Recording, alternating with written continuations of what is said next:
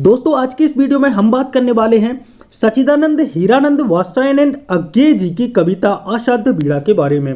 दोस्तों ये जो कविता है इसमें जो विधा का इस्तेमाल किया गया है वो है नई कविता की ये विधा है, ठीक है। और ये प्रतीकात्मक है और इसमें दार्शनिक चीज़ें भी हमें देखने को मिलती हैं, तो ये बात आपको ध्यान में रखनी है। सबसे पहले मैं असाध्य बीड़ा जो है इसका अर्थ आप लोगों को समझा देता हूँ। असाध्य बीड़ा, इसको यदि आप तोड़ते हैं, अ मतलब होता है नहीं, साध मतलब होता है साधा, साध्य मतलब साधा, और बीड़ा मतलब होता है ज्ञान। तो ऐसा ज्ञान जिसे साधा ना जा सके उसे ही तो असाध्य बीड़ा कहते हैं। अब जानते हैं इस कविता का सारांश। तो सबसे पहले सारांश में है असाध्य बीड़ा अज्ञेय की प्रसिद्ध कविता है जिसमें जीवन के सत्य, सौंदर्य, साधना और कला का गहरा चित्रण दिखाई देता है। अब यहाँ पर देखिए, ये है जो अज्ञेय की प्रसिद्ध कविता है। इसके अलावा भी कई और कविताएं हैं जो मैं आपको लगातार वीडियो लाता रहूँगा, ठीक है। लेकिन जो असाध्य बीड़ा है ये अज्ञेय जी की सबसे प्रसिद्ध कविता मानी जाती है।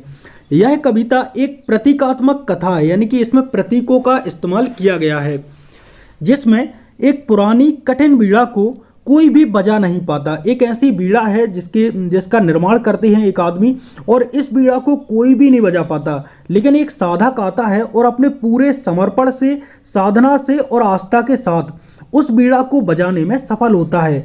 बीड़ा को बजाना कोई साधारण कार्य नहीं, बल्कि यह जीवन के रहस्य, तपस्या और आंतरिक साधना का प्रतीक बन जाता है। और इस प्रकार से वो बीड़ा बज जाती है अंत में। और इस प्रकार से जो असाध्य बीड़ा है इसका ये सारांश है, यानी कि सार मैंने आप लोगों को बता दिया है कि इसका सार क्या है। अब बात कर लेते हैं असाध्य बीड़ा काव्य से संबंधित 5 महत्वपूर्ण तथ्यों के बारे में। सबसे पहला है प्रकाशन वर्ष 1957, आंगन के पार द्वार, इसमें इसका संग्रह है, मतलब इसी संग्रह के अंदर है असाध्य बीड़ा कविता, ठीक है। इसकी काव्य विशेषताएं क्या है? ये कविता प्रतीकात्मक है, एक दार्शनिक कविता है जिसमें बीड़ा है वो कला का, साधना का और जीवन की कठिनाइयों का प्रतीक है। बीड़ा क्या है? साधना, कला, जीवन की कठिनाइयाँ और ज्ञान का प्रतीक है।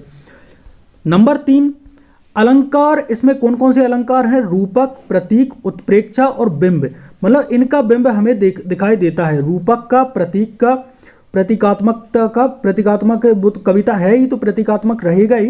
प्रतीकों का इसमें सामंजस्य हमें देखने को मिलता है। उत्प्रेक्षा अलंकार भी हमें देखने को मिलता है। नंबर 4, नई कविता आंदोलन। यह कविता नई कविता आंदोलन की उत्कृष्ट रचना है जिसमें पारंपरिक कथ्य और शिल्प को तोड़कर गहरी भावनात्मक अभिव्यक्ति दी गई है। अब बात कर लेते हैं हमारे आखिरी पॉइंट की, जो कि है नंबर 5, संदेश। इसमें क्या है? जीवन में कठिन रास्तों और असंभव लगने वाले कार्यों को भी हम अपनी साधना और समर्पण से संभव बनाया जा सकता है। यानी कि कोई सरकारी नौकरी की तैयारी कर रहा है तो वो है अपनी साधना से, यानी कि अपने समर्पण और साधना के द्वारा उस कार्य को, कोई भी कार्य ठान लेना मानव, तो उसे कर सकता है। तो ये संदेश इस कविता का मुख्य संदेश इसमें दिया गया है। बात करते हैं काव्य के प्रतीक और पात्रों की। तो काव्य के प्रतीक और पात्र, जो असाध्य बीड़ा है ये जीवन, साधना, कला और कठिन राहों का प्रतीक है। राजा है वो समाज और उसकी सोच का प्रतीक है, मतलब उसकी सीमित सोच का प्रतीक है। बहादुर है ये वीर योद्धा है जो बाहुबल से हर समस्या का हल करना चाहते हैं।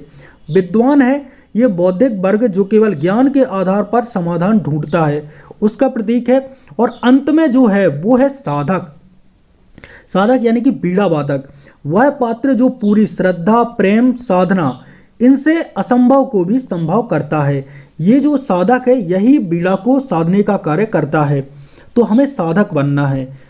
बात की जाए काव्य की प्रस्तावना की, तो कहानी की शुरुआत होती है राजा और सभा से, जहां असाध्य बीड़ा रखी है। सभी योद्धा, विद्वान और कलाकार उसे बजाने की कोशिश करते हैं लेकिन असफल होते हैं। राजा को लगता है यह कार्य असंभव है। और लेकिन देखिए मुख्य भाग क्या है, इसमें मुख्य भाग भी हमने आपको बताया है कि एक अनजान साधक वहां पर आता है जो ना किसी पुरस्कार के लिए आया है और ना ही अपनी विद्वता यानी कि ज्ञान को दिखाने के लिए। वह केवल साधना और प्रेम के भाव से बीड़ा के पास जाता है, उसको निहारता है, उसे नमन करता है और उसकी पीड़ा को समझता है और पूरे समर्पण से उसे छूता है। बीड़ा पहली बार में ही गूंज उठती है और वह साधक असंभव को संभव कर देता है, यानी कि बीड़ा को बजा देता है। बात करते हैं काव्य के निष्कर्ष की।